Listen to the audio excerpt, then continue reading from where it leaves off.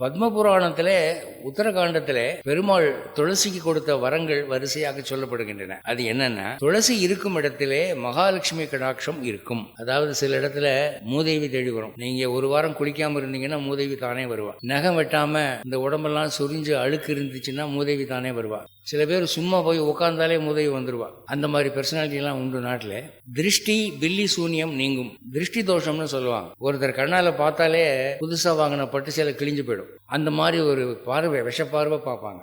பில்லி சூனியம், மந்திரவாதம் வைப்பாங்க. இந்த பிசினஸ் இவனுக்கு உட்காரணும், நொடிச்சு போகணும் அப்படின்னு. அந்த மந்திரவாதம் துளசி இருக்கிற இடத்துல வராது.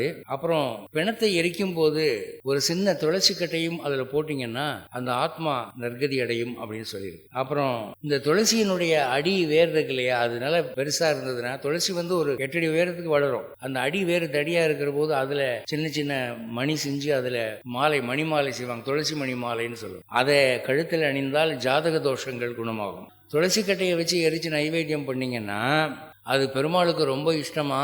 நிறைய ஆயிரக்கணக்கான ரூபாய் செலவு பண்ணி நைவேத்தியம் பண்ணா என்ன புண்ணியம் உண்டோ அது இதுல கிடைக்கும்.